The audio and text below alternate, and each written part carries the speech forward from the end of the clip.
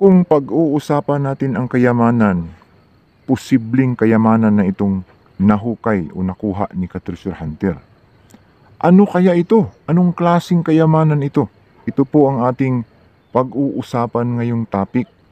At galing nga ba ito sa Yamashita Treasure? Kaya tutok po kayo, panoorin po ninyo hanggang sa matapos ang bidyong ito.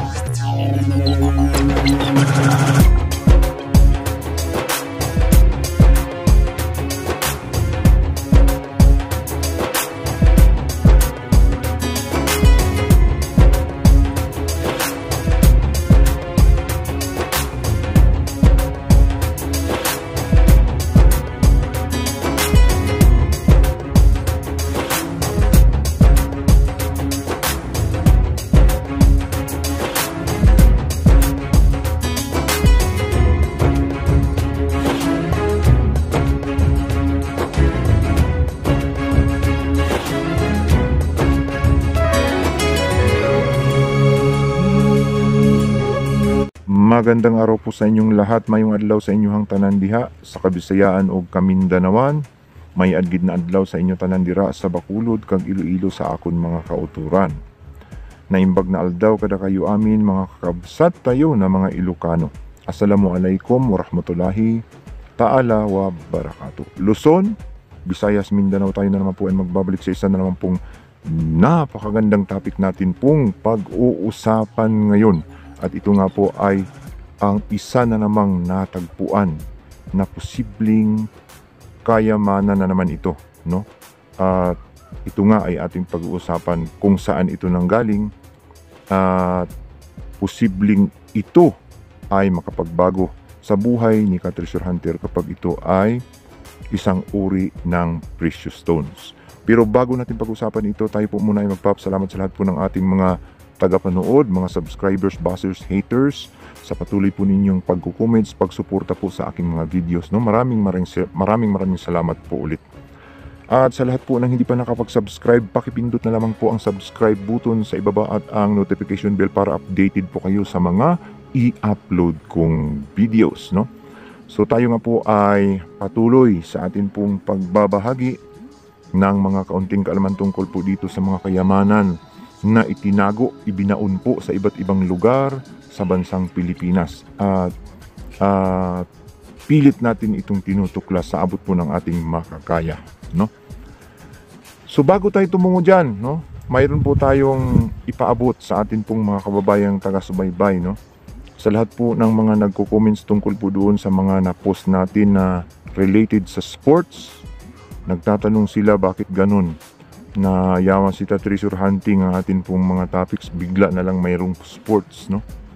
Bakit kaya yun? So doon po sa ating nailagay, no, doon sa message na ating inilagay doon, nakaklip doon po sa ating channel, YouTube channel, ay nakalagay po doon yung atin pong goal, no, atin pong mga ginagawa dito po sa pagbibideo, sa pagbablog. Itong pagbablog natin ay kasama po ang entertainment. Bukod sa mga lessons na galing sa Yamashita treasure hunting, ay nag-i-entertainment tayo, no? Nagkaroon tayo ng mga sports content, nakalagay yan doon, sapagkat dati akong atleta ng Pilipinas, no? Sa hindi pa po nakakaalam, ako po ay naging membro ng national team o Philippine team po ng Philippine Pincaksilat, no? So shout out po sa national team ng Pincaksilat, no? Ito po ay ang Indonesian martial arts na nagkaroon ang Pilipinas, na ito po ay lumalaban sa international competitions, no? Kagaya ng SEA Games, mga world tournaments, no? At posibleng may mga Asian Games din ito at sa susunod maaring may mga Olympic na ng mga ganitong klaseng ah, sports na pinkak silat. So kilala po itong pinkak silat sa mga nag-aaral ng mga martial arts, no? At naging membro din ako ng boxing. Hindi man ako naging national team, pero nakapag-pro boxing ako, nakapag-amateur boxing ako. Kaya kung makita ninyo yung galawan ko ay hindi na siya bara-bara, mayroon na siyang tinatawag na purma. Hindi man tayo nagtagumpay, at least nakapag training tayo doon, nakakuha tayo ng mga idea, no, technique para magamit natin sa ehersisyo at self-defense, no. Hindi natin pinagyayabang ito po ay ginagamit lamang kapag kinakailangan, no.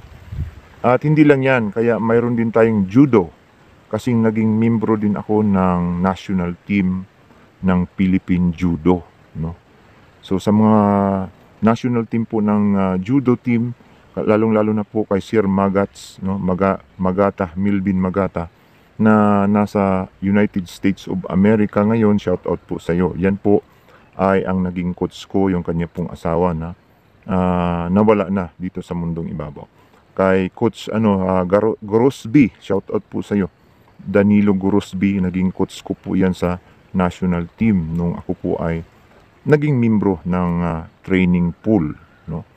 At nakapag-training din ako ng arnis. Kaya lang mahina ako sa arnis. Hindi ako nagtagumpay sa arnis, no. At maging sundalo din sana, pero nag-back out ako. Kaya dito ako bumagsak sa treasure hunting ngayon, no. So yung mga experience ko, minsan ginagawa ko na lang exercise ito. So pasensya na po kayo mga ka-treasure hunter. Kasi minsan naglalagay ako ng mga content na talent ko, no. Ito po yung skills ko. At pinapalabas ko ito, pinapakita ko minsan para makapagbigay din ng encourage sa atin po mga kababayan na mga matataba dyan, mga may edad na imbis na iinom ninyo ng alak, imbis na ibisyo ninyo, ay mag-ehersisyo na lang kayo, no? Hindi pambutas ang bulsa nyo, wala pang hangover, no? Wala pang kasalanan na nakukuha. So, maganda rin yung atin pong pinapakita, no, ng mga content na yan. So, dadako na po tayo sa atin pong ibabahaging topic kasi short lang naman yan na topic. Ito po ay ang nakuha, no, nahukay nila ka-treasure hunter na ipinapakita yung bato, no, na parang kristal. Ito po ay isang uri ng gemstone, no. Pag sinabing gemstone, ito ay posibleng precious or semi-precious. Pag-uusapan natin yung precious na ganito. Kapag tumama ito sa tinatawag na uncut precious stone, no, hindi pa natin matiyak kung ito po ba ay diamond, ito po ba ay sapphires, ito po ba ay corundum na nabilong sa mga precious stones, no. Marami kasi ang precious stones, hindi lang diamond, no. Mayroong precious stones na tinatawag na corundum family. Ano itong corundum family? Ito pong corundum family ay pamilya po ng mga sapphires at saka rubies, no.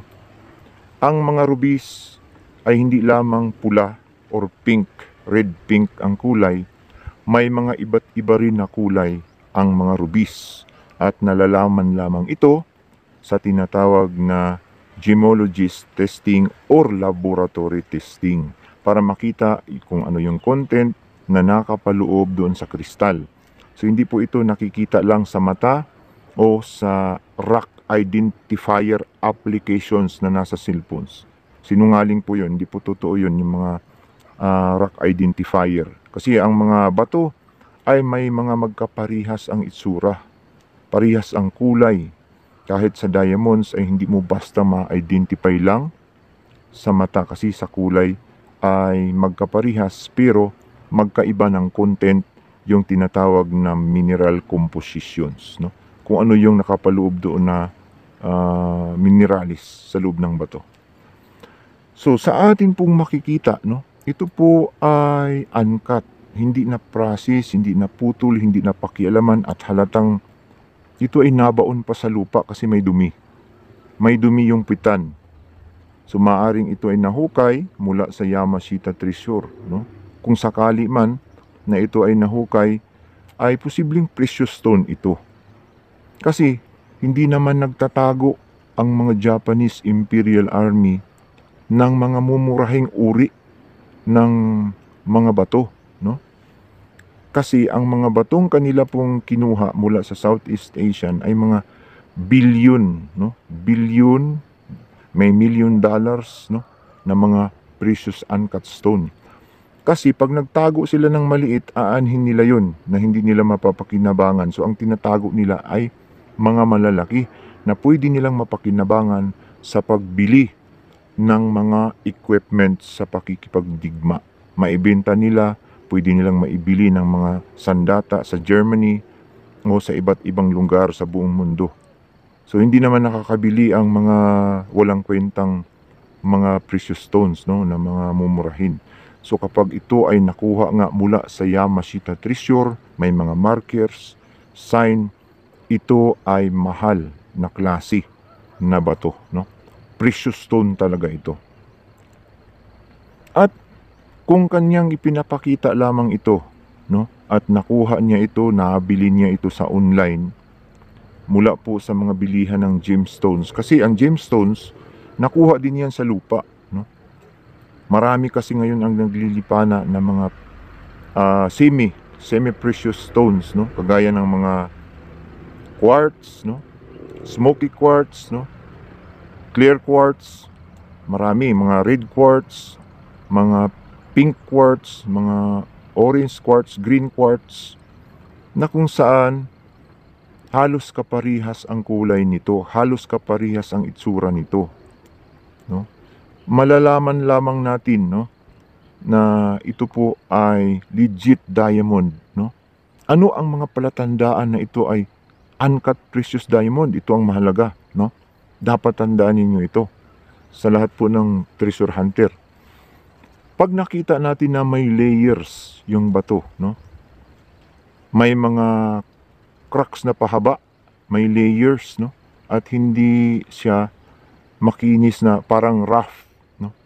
May mga squares, triangular, din may layers na straight na parang mga cracks. Ito po ay isang uri ng uncut precious stone. Diamond talaga ito, no? Pakikita ko sa screen yung mga itsura ng diamonds. Yan ang mga itsura ng diamonds, no? May mga layers na parang mga cracks, may mga triangulars, cubes na imperfections. Mayroon siyang tinatawag na inclusions sa loob na may mga layers, no? May banking, may mga kung ano-anong makikita natin na imperfection sa kanya pong katawan. Ito pong mga gems na semi-precious ay makikita natin, kumpara natin sa diamonds, ay plain, no? Mayroon mang bitak-bitak, no? Pero makikita natin na wala siyang layers na kagaya sa diamond. Straight lang siya. Hindi siya pareha sa diamonds na may mga layers na straight, din may mga cracks, imperfections, din may mga circular, triangulars, squares, yung tinatawag na patches, no, mga kuwan sa surface niya, makikita natin na mga pantal-pantal, mga layers. Kasi ang diamond, pag kinat mo yan, ang daming refractions, daming mga kuwan, kasi may mga layers yan ng may mga fractures sa loob ito pong diamonds, no? Kaya pag sinilip mo nga yan, tinapat mo sa litra, ay hindi masisilip yung litra sa ilalim. Kasi sa dami ng refractions niya, yung parang naghihiwa-hiwalay dahil marami siyang layers. Yun po ang diamonds. Makikita natin yan na ganyan talaga siya. At isa pa, no? Isang katanungan. Paano daw malalaman na mahal ito? Kasi ang mga diamonds ngayon, marami din naman sa online na nabibili sa eBay. May mga uncut na rin na nabibili sa eBay na minsan tag 25,000, no, cube. Malaki-laki na rin. kasing laki ng mga mais, no? Tag 25,000 pesos. Marami nang mabibiling ganun sa eBay. Pero hindi alam, kapag nakita natin ito, hindi natin alam na hindi pala ganun kamahal. Pero diamonds din ito. So ang diamonds, makikita natin yung presyuhan pala sa kanyang itsura. No? Sa itsura pa lang makikita natin na ito isang uri ng mahal. Ito po ay makikita natin na clear, no? Clear na clear, talagang maganda yung kinang, no? Makintab, makinis, klarong-klaro, no? Crystallized talaga siya. Although may mga refraction siya, may mga fractured, kasi ganun talaga ang diamonds, pero clear na clear yung pagiging crystal niya. Clarity. Nagbabase po ang mga gemologists, ang mga sumusuri ng mga bato, mamahaling bato, doon po sa tinatawag na clarity of stones, no? Clarity of crystals. Sa color, sa clarity, at saka sa timbang, karat, doon po nagbabase ang presyo. Kapag napakaganda ang kinang, klarong-klaro ang liwanag, tagus na tagus ang, kumbaga, parang kuan siya, yung kung sa jade tagus na tagus, no? Translucent. Kung sa diamonds naman, sobrang liwanag, sobrang kinang, maganda yung clarity. Yun po yung napakamahal na uri. So malinaw po, no? Sana na ito pong kanyang nakuha ay bilong sa tinatawag na korundom. So parang uri siya ng sapphires, no? Pwede ring crystal quartz, pero maaring hindi ito diamonds, no? Pero bilong ito sa mamahaling uri kapag itinago ng mga Hapon. Yun lang ang panglaban niya. Pero kung ito ay nabili lamang niya sa online, ay masasabi natin ito ay walang kwinta, no? May kwinta man, konting pakinabang lang. Makakabili lang ng makakain. Ayon nga, pwedeng makabili lang ng bigas. Pero kung sabihin natin milyon-milyon, ay hindi milyon-milyon, si alam niya yung presyo eh. Alam niya kung saan niya binili at alam din niya kung magkano niya ibebenta ito. So, sana ay ito ay galing sa Yamashita Treasure, no? Hindi galing sa mga kung saan-saan binili. So, advice natin bago tayo magtapos, no, sa ating ka-treasure hunter na yan, ay ipasuri niya, no? Ipalaboratory niya, ipatesting niya sa gemologist, no? Bago mag-gemologist, laboratory muna. Kapag korundom ito or carbon elements, carbon content, so bago magpa-gemologist para maibenta ng napakamahal, para may papilis. So yun lang po. Sana po ay nag-enjoy na naman tayo dito po sa napakagandang topic na ating pong naibahagi sa inyo. Nagkaroon tayo ng kaunting kaalaman, idea tungkol po sa mga precious stones, no, na posibleng natagpuan ng ating pong mga kababayan or posibleng matatagpuan pa natin, no, bilang Yamashita Treasure Hunter. Hanggang dito na lamang po. Kung mayroon po tayong mali na nasabi sa inyo, tayo po ay nahingi ng paumanhin, sapagkat tayo po ay hindi nga perpekto, tao lamang tayo. So hanggang sa susunod, to po ang inyong ka-treasure hunter nagsasabing kapag tayo po ay naghahanap, tiyak na tayo po ay makakahanap. Maraming salamat po.